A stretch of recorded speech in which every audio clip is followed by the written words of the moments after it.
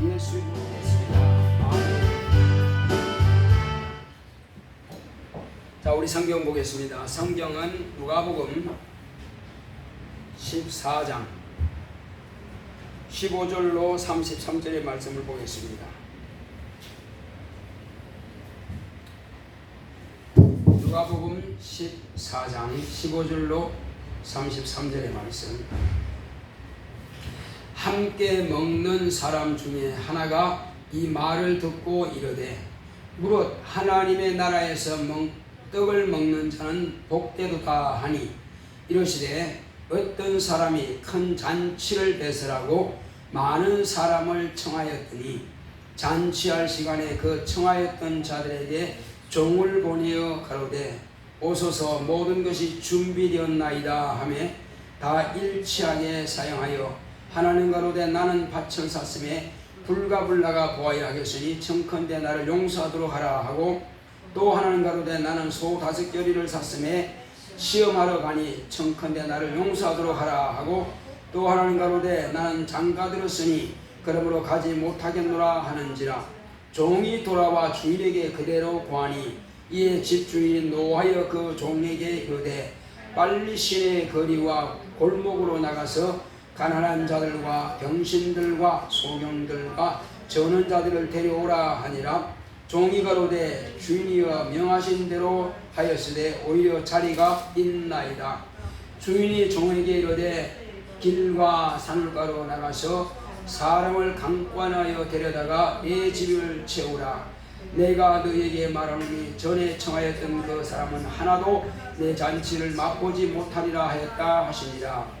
허다한 무리가 함께 갈새 예수께서 돌이키사 이르시되 무릇 내게 오는 자가 자기 부모와 처자와 형제와 자매와 및 자기 목숨까지 미워하지 아니하면 능히 나의 제자가 되지 못하고 누구든지 자기 십자가를 지고 나를 쫓지 않는 자도 능히 나의 제자가 되지 못하리라. 너희 중에 누가 망대를 세우고자 할진대 자기의 가진 것이 중궁하기까지 족할는지 먼저 하자 그 비용을 예산하지 아니하겠느냐. 그렇지 아니하며 그 기초만 쌓고 능히 이루지 못하면 보는 자가 다 비웃어 가로되 이 사람의 역사를 시작하고 능히 이루지 못하였다 하리라. 또 어느 임금이 다른 임금과 싸우러 갈 때에 먼저 앉아 일만으로서 저 2만을 가지고 오는 자를 대적할 수 있을까 헤아리지 아니하겠느냐. 만일 못할 터이면 저가 아직 멀리 있을 동안에 사신을 보내어 화친을 청할지니라. 이와 같이 너희 중에 누구든지 자기 모든 소유를 버리지 아니하면 능히 내 제자가 되지 못하리라. 아멘. 자, 하나님은 마음에 합한 자를 쓰십니다. 자, 우리 하나님은 마음에 합한 자를 쓰신다. 한번 크게 합시다. 시작. 하나님은 마음에 합한 자를 쓰신다. 네, 그렇습니다. 하나님께서 아들을 이 땅에 보내실 때에 하나님께서 아들을 통해서 많은 하나님의 일꾼들을 부르시고 쓰시기를 원합니다. 그런데 아무나 쓰시는 것이 아니라 하나님 마음에 합한 자를 쓰시는 것입니다. 사실은 이것은 이 구약교회나 신약교회나 마찬가지입니다. 구약교회에도 아브라함 같은 사람들을 하나님께서 그 마음을, 그 믿음을 보시고 택하여 쓰셨고, 다윗 같은 사람도 하나님께서 보실 때에 그 중심을 보시고 택하여 쓰신 겁니다. 그래서 하나님께서 사람들을 외모로 본다는 겁니다. 그래서 사무엘이 그 키 크고 잘생긴 사람들을 하나님 이 사람에게 기름 부을까요? 아니다, 내가 버렸다. 또 이 사람 기름 부을까요? 아니다, 내가 버렸다. 아니, 다 참 멋진 사람인데, 그래서 사무엘이 볼 때는 멋지겠지만은 하나님은 첫 이스라엘의 왕을 세울 때 어땠습니까? 키가 보통 이스라엘 사람들보다 어깨 위나 더 크더라는 것입니다. 그러니까 키가 장대하고 훤칠하고 잘생겼단 말이에요. 그래서 사람들은 와, 우리 왕이 최고다 했는데 나중에 어떻게 됐어요? 하나님 보시기에 합당치 않다. 왜 그랬을까요? 하나님의 말씀보다도 백성들을 더 두려워하는 사람이 되어버린 겁니다. 그러니까 내가 하나님 앞에서는 버림을 당해도 백성들 앞에서는 출입하게 하소서, 이 말하는 거 보니까는 싹수가 처음부터 뭐라구나. 그러니까 백성을 두려워할 것이 아니라 누굴 두려워해야 됩니까? 하나님을 두려워해야죠. 자, 그런데 그 다음 왕으로 하나님께서 택하신 자를 보니까는 아직은 미소년이요, 아직은 왕을 할 만한 그런 나이가 되지 않았어요. 아주 어린, 한 15살쯤 됐나? 그 정도 된 미소년을 택하셨는데, 그 사람을 가만히 보니까 하나님께서는 뭘 보셨냐 하면은 걔는 키도 안 큽니다. 별로 그렇게 뭐 잘생겼다고 볼 수도 없어요. 다만 그가 하는 마음, 그가 하는 행동을 보니까 마음에 쏙 드는 것입니다. 뭐가 그렇게 마음에 들었겠어요? 그가 자기 아버지 양을 치는 걸 보니까는 마음에 드는 것입니다. 그래서 이새에게 가서 네 아들을 내놔라, 내가 네 아들을 쓰겠다 하신 겁니다. 8아들 가운데 말째를 택하여 쓰는 것입니다. 이와 같이 구약 교회도 하나님의 마음에 합한 자를 하나님께서 택하여 쓰셨는데, 신약교회도 마찬가지입니다. 하나님의 아들이 이 땅에 오셔서 가만히 봤더니 먼저는 하나님께서 보내신 아들을 이제 쓰실 때에 뭐 앞으로 어떻게 된다 그렇게 하신 것이 아니라, 지금 어렸을 때부터 하나님의 아들은 하나님의 말씀을 그렇게 사모한 것을 볼 수 있습니다. 어디 나와 있어요? 성경에 가만히 보니까는 12살쯤 되었을 때에 저 부모님들과 함께 예루살렘 성전에 가서 제사를 지내고 이제 내려가는 중에, 부모님들은 동네 사람들하고 같이 이야기하니까 재밌겠죠. 그냥 뭐 우리 집이 어떻고 니네 집이 어떻고 뭐 큰 이야기 하다 보니까 한 3일 걸 가다 보니까 뭐 안 보인단 말이에요. 누가 안 보여요? 이 장남이 안 보이는 거예요. 마다든 예수가 안 보이는 거예요. 그러니까 부르면서 갔더니 성전에서 지금 제사장들과 랍비 선생님들과 함께 토론을 하고 있더란 말이에요. 아이는 중간에 앉아있고 삥 둘러 앉아서 박사들이 이렇게 다 토론하고 있더란 말이에요. 근데 묻기도 하고 듣기도 하고, 근데 듣는 사람들이 그의 대답이 신기하더라는 것입니다. 보통 자기들이 가진 고정관념과 그런 자기들이 가진 율법 지식과 그런 지식과 하고는 좀 다른 레벨의 대화를 하더라는 것입니다. 그러니까 벌써 어렸을 때부터 성경을 사모했다는 것입니다. 그러니까 아버지께서 보실 때에 내가 실망하지 않겠구나, 그런 마음을 보신 겁니다. 그때 마침 이제 때가 되어서 침례 요한으로부터 광야에서 외치는 소리가 들리더란 말이에요. 뭐라고 했길래? 회개하라, 천국이 가까이 왔느니라, 이렇게 외친단 말이에요. 회개하라, 천국이 가까이 왔느니라. 그러더니 요단강에 가서 막 침례를 주는 겁니다. 그때 마침 하나님의 아들 예수님께서 오셔서 또 침례 받더란 말이에요. 근데 아버지께서는 그때를 얼마나 기다렸겠어요. 처음에 낳자마자 마귀란 놈은 헤롯왕을 들어가지고 애를 죽이려고 했는데 빨리 애국으로 피신시켰죠. 낳자마자 죽이려고 그랬어요. 마귀란 놈이 가만히 두지 않죠. 다 알고 있으니까. 율법도 알고.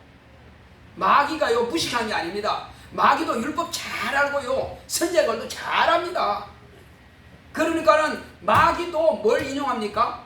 하나님의 말씀을 인용해서 하나님의 아들을 시험하는 거예요. 마귀가 무식한 게 아니에요. 똑똑하죠.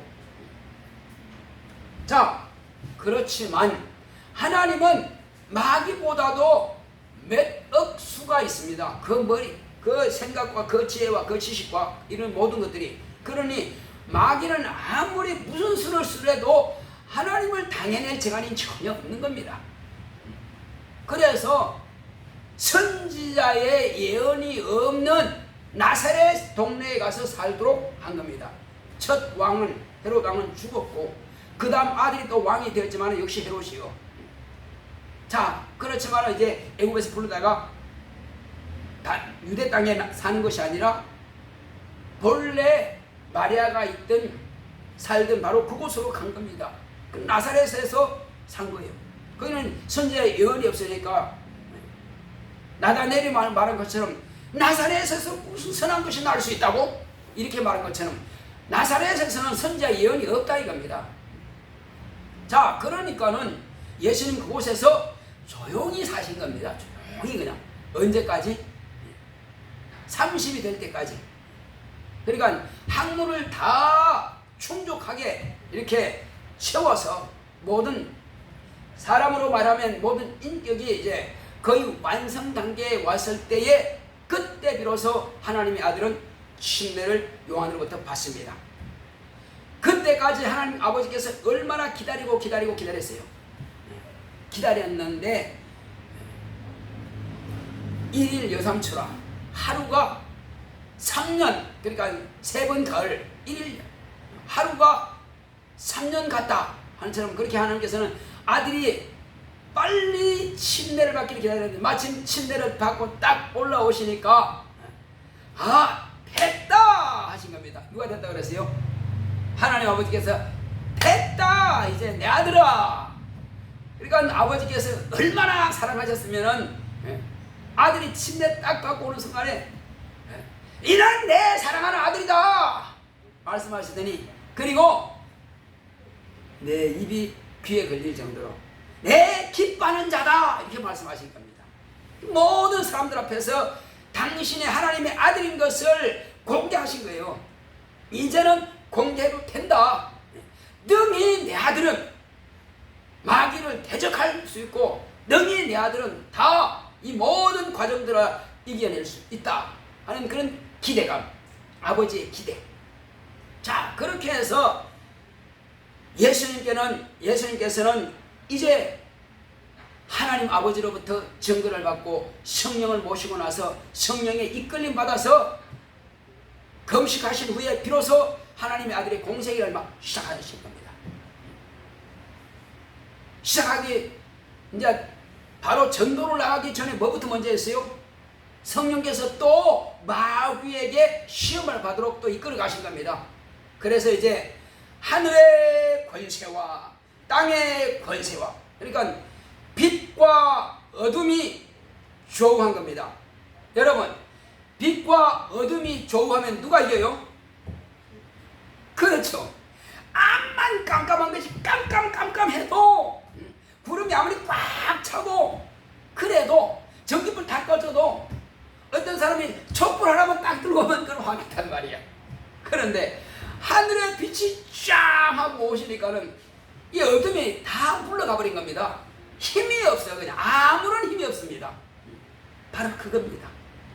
그러니까는 마귀가 무슨 지식과 지혜를 총동원해서 자기 능력을 총동원해서 자기 교만을 총동원해서 자기 권세를 총동원해도 그 빛을 이길 능력이 없어. 마귀는 이 어둠의 세상 주관자요. 그러나 하나님의 아들은 하늘의 빛이요. 그 빛이 오시니까는 게임 끝. 더 이상 교만 떨지 말고 물러가라 하시니까 물러간 겁니다. 이겼어. 자, 그때로부터 시작해서 하나님 아버지께서 기대하시는 거 뭐냐? 아버지께로부터 듣고 배운 바를 언제 배웠어요?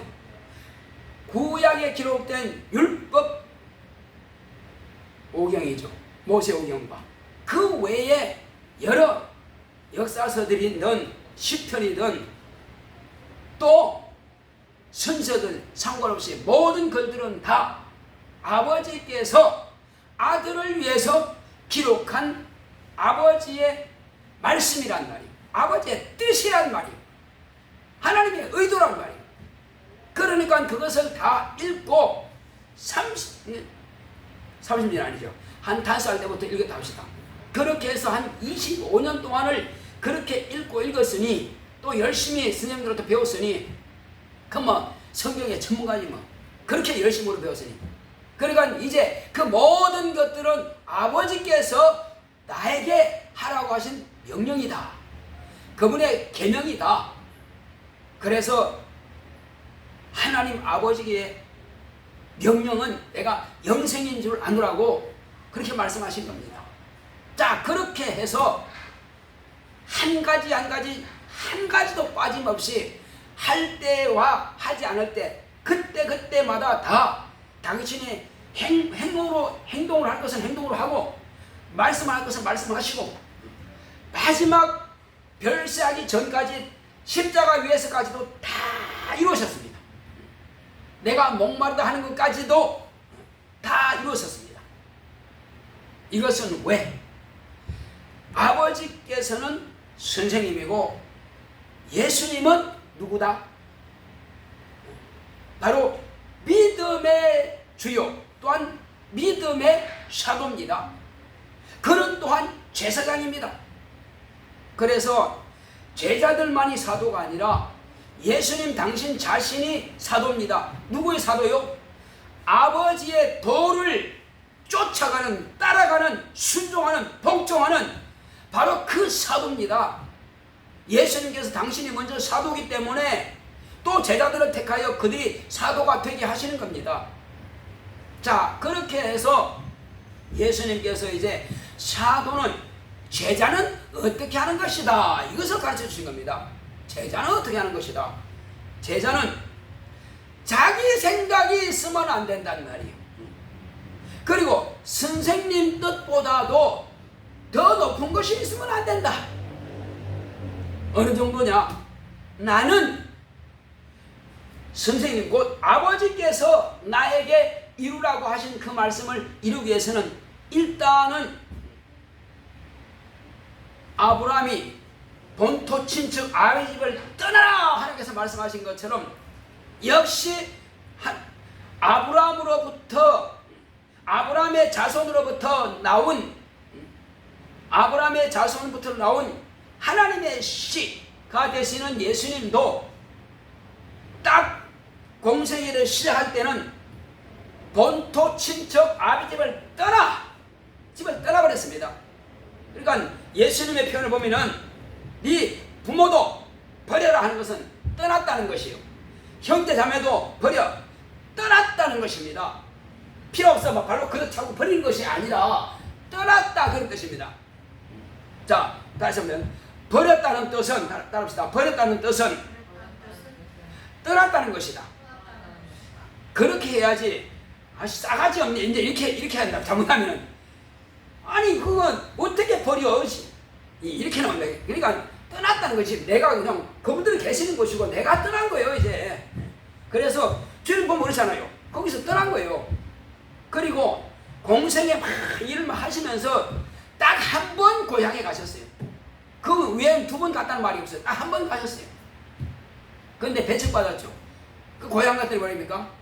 예수님을 언덕에 밀쳐 내려치려고 밀으려고 그랬어요. 근데 예수님은 그냥 사람 사이로 걸어 나왔어요. 아무도 못 밀었어요. 그 고향 사람들이 그래요. 왜? 기분 나쁘다는 거지. 자, 어쨌든 그렇게 해서 예수님은 고향에 그렇게 자주 가지 않았습니다. 그 다음에 부모를 만나러 가지 않았어요. 요셉이라든지 마리아를 만나러 가지 않았습니다. 동생들 만나러 가지 않았어요. 딱 떠난 이후부터 그때부터는 누구 합니까? 선생님의 명령을 그대로 순종하는 겁니다. 어디까지? 그 선생님이 하라고 하신 그대로. 제자를 부르라 하면 제자 부르는 것이고, 복음을 전하라면 복음을 전하는 것이고, 또 제자를 택하라면 택하는 것이고, 가르치라면 가르치는 것이고, 3년 반 공생의 기간 동안에 열심히 그렇게 하신 겁니다. 따로 집에 보내도 않았어요. 항상 같이 있는 겁니다. 같이 먹고 같이 잠자고 그냥 항상 그렇게 하셨어요. 그러니까 제자들은 12제자들은 예수님의 신학교, 예수님의 그 방이라고 그럴까, 그냥 산이든 들이든 다 예수님이 함께 하시는 방이지. 그 예수 당신 혼자 교회예요. 그곳에서 12제자들은 매일 같이 있으면서 먹기도 하고 마시기도 하고, 또 여러 무리가 있을 때는 그들에게 말씀을 이렇게 비유로 가르치지만은, 제자들끼리 있을 때는, 12제자만 있을 때는, 선생님 그게 무슨 뜻입니까? 아까 말씀하신 거 좀 가르쳐주세요 그러면 근데 또 다 해석을 준단 말이에요. 아, 그게 그렇구나. 알았습니다. 그들에게는 알아듣지 못하니까 비유로 이야기하고, 너희들은 그렇지 않다. 너희들은 내 말을 알아들을 수 있으니까 내가 진리로 말한다. 이렇게 말씀해 주시는 거예요. 자, 그렇게 해서 그분은 이제 다 포기하고, 뭐까지 포기했습니까?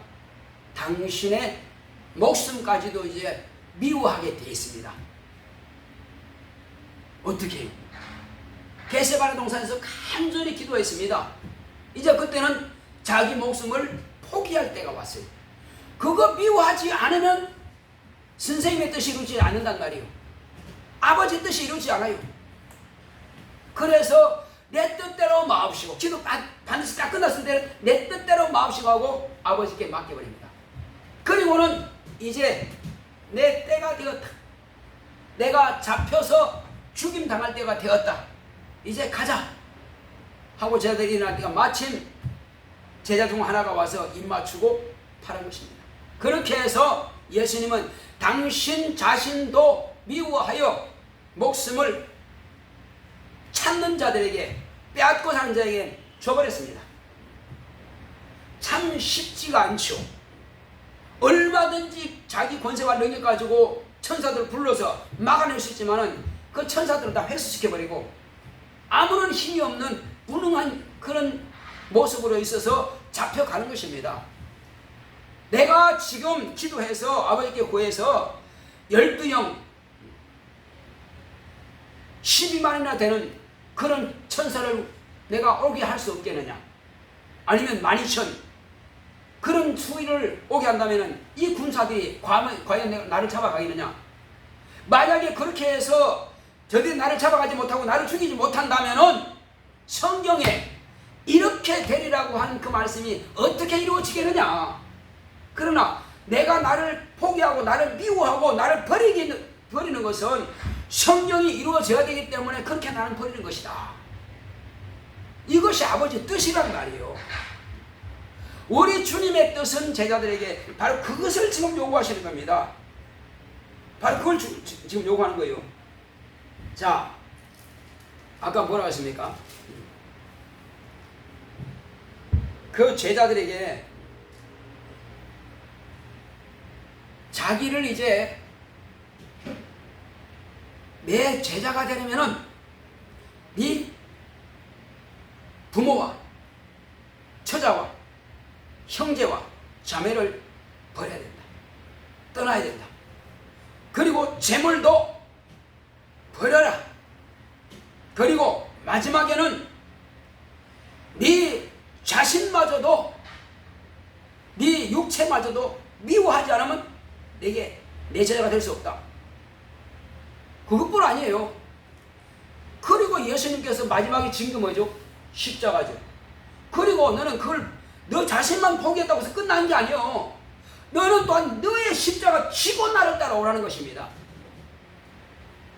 재물 버려, 가족 버려, 다 버렸는데 이젠 버릴 거 없어. 내 목숨까지 다 버렸는데 뭘 더요? 그러나 네 목숨 버리다고 끝난 게 아니요. 뭐까지 지라고요? 이제 그러므로 너는 너의 십자가 지고 따라오라는 것입니다. 그냥 죽인다고 해서 그냥 쉽게 딱 죽으면 끝나는 게 아니요. 내 십자가 지고 따라가는 거예요. 그래서 예수님은 왜 십자가 져야 되느냐? 모세가 광야에서 나무에다가 구리뱀을 매달았단 말이에요. 구리뱀을 갖다가. 그러니까 사람들은 높이 달린 그 구리뱀을 볼 때마다 광야에서 불뱀에게 물려서 죽을 사람들이 그거 보면 살아난단 말이에요. 그것을 하나님의 아들이 달리는 것을 예표로 한 겁니다. 그게 비유예요. 그래서 하나님의 아들은 그렇게 달려야 온 세상 사람들이 십자가에 달린 예수를 보고, 아, 저의 죽음은 나의 죄 때문에 죽은 것이구나, 그걸 보라는 것입니다. 그래서 그거 보고 믿고 구원받으라는 것입니다. 그러기 위해서 얼마나 고통스러운 거겠어요. 자, 그러므로 너도 너의 십자가를 지고 따라오라는 것입니다. 예수님이 그 고통의 십자가를 지는 것처럼 우리도 때로는 내 가족일 수 있고, 때로는 내 부모일 수 있고, 때로는 내 형제가 될 수 있고, 때로는 내 직장 상사가 될 수 있고, 또 때로는 우리 선생님이 될 수 있고, 때로는 내 남편이 될 수 있고, 뭐 별의별 사람들이 다 나의 십자가 될 수 있어요. 그렇지만 그거 다 집어 던져버리고 필요 없어. 에이, 난 편하게 할래. 하지 말고 그들은 네가 짊어져라. 네가 책임지라는 것입니다. 예수님은 온 세상을 다 책임졌고, 예수님은 그 당시 유대인들을 책임졌단 말이에요. 바울은 이방인들을 책임졌지만, 그러므로 우리는 남들도 마찬가지면, 바울은 유대인들에게는 안 하겠다 하고 이방인들에게 하지만 로마로 다니면서 소아시로 다니면서 페레리고 전도하러 다니는 것입니다. 왜? 그의 사명이니까. 그가 스데반을 율법 안 지켰다고 해서, 율법을 어긋난 말을 한다고 해서 죽여라 해서 죽이고 나서 결국은 스데반이 해야 될 몫을 자기가 다 하는 겁니다. 그래도 주님께 감사하는 거예요. 나는 무익한 종입니다. 주님께서 그렇게 하라고 했잖아요. 다 하고 나서 칭찬하라 그러면 주여 나는 무익한 종입니다. 그렇죠. 사도 바울은 내가 무익한 종입니다. 그러나 나는 어떤 사람들 앞에서도 난 그의 피에 대해서 난 자유하다. 내가 만난 사람들에게는 다 예수의 피를 증거했으니 나에게서 피를 전하지 않았다고 말할 사람 없다는 것입니다. 그렇게 담대한 것입니다. 그는 모든 이방인들을 자기의 십자가로 지고 그렇게 주님을 따라갔던 사람이에요. 자, 우리는 그럼 어떻게 하시겠습니까? 우리는 멀리 가서 바울처럼 이방인에게 막 전도하고 이렇게 못한다 할지라도 내가 있는 그 현장에서 그들이 나의 십자가가 되고 나는 그들을 짊어져라. 그리고 그들에게, 그가 누군지 모르겠지만 그들에게 예수의 피를 증거해서 내가 예수님께서 아버지의 사도가 된 것처럼 내가 또한 이때에 그들에게 복음을 전하는 사도가 되어야 될 것입니다. 내 자존심 포기해, 내 모든 것을 싹 포기하더라도 그 사람은 내 십자가를 지고 따라가자는 것입니다. 이것이 주님께서 저와 여러분들에게 요구하시는 제자의 도인 것입니다. 우리는 이 제자의 도를 실천할 때만이 제자가 될 수 있습니다. 어떤 사람은 자존심상 못하겠어. 그러면 자존심이 우리 선생님이신 예수님의 그 계명보다 더 높은 겁니다. 내 자존심이. 또 어떤 사람은 지금 돈 벌러 가야 돼. 도저히 안 되겠어. 그 돈이 또 주님의 계명보다 더 높은 겁니다. 또 어떤 사람은 내가 그렇게 위대한 그분한테 내가 어떻게 감히, 그러면 그분이 그렇게 위대가 보이는 그분이 예수님보다 더 높은 겁니다. 주님보다 더 높은 것은 없습니다. 부모도 아니요, 할아버지도 아니요, 그 교수님도 아니요, 사장님도 아니요, 회장님도 아니요, 누구도 내게서 예수님보다 높은 자가 있으면 안 되는 것입니다. 그래서 우리는 모든 사람은 다 내려놓고 그들은 차라리 나의 십자가를 짊어지자 이겁니다. 짊어지고 주여 내가 가겠습니다. 그들한테 욕을 먹든 무시당하든 핍박을 받든 상관없이 그렇게 한다면은 주님께서 너는 나의 참 제자라는 것입니다. 주님께서 너는 나의 참 제자다, 그런 마음을 가질 수 있도록. 그래서 주님께서는 보실 때 뭐라 하십니까? 하나님 아버지께서는 너는 내 사랑하는 딸이다, 너는 내 사랑하는 아들이야 하시고, 그리고 내 십자가를 지고 주님을 따라갈 때 비로소 너는 내가 기뻐하는 딸이다, 너는 내가 기뻐하는 아들이다. 주님께서는 너는 나의 기뻐하는 제자다, 너는 나의 참 사도가 되었구나. 이렇게 우리가 주님으로부터 인정받을 수 있도록 한번 해봅시다. 할렐루야. 이것은 제자의 도를 따라가는 자가 그렇게 될 수 있는 것입니다. 이것은 내가 가지고 있는 모든 것들은 다 내려놓았을 때에 오직 주님의 명령을 내 최상위에 뒀을 때만이 가능한 겁니다. 그렇지 않으면은 도무지 이건 이룰 수 없는 것입니다. 아무리 힘들고 어려움이 있을지라도 이것만큼은 내 십자가 지고 내가 주님을 따라가겠습니다 하는 그 마음의 결단만 있으면은 할 수가 있습니다. 우리가 한꺼번에 많이 못한다 할지라도 조금씩 1%씩이라도 앞으로 나간다면은 우리는 능히 주님 앞에 쓰임받는 훌륭한 참제자가 될 수 있습니다. 할렐루야. 자, 우리 한번 내 평생 나를 부인하는 제자가 되자. 세 번 합시다. 시작. 내 평생 나를 부인하는 제자가 되자. 내 평생 나를 부인하는 제자가 되자.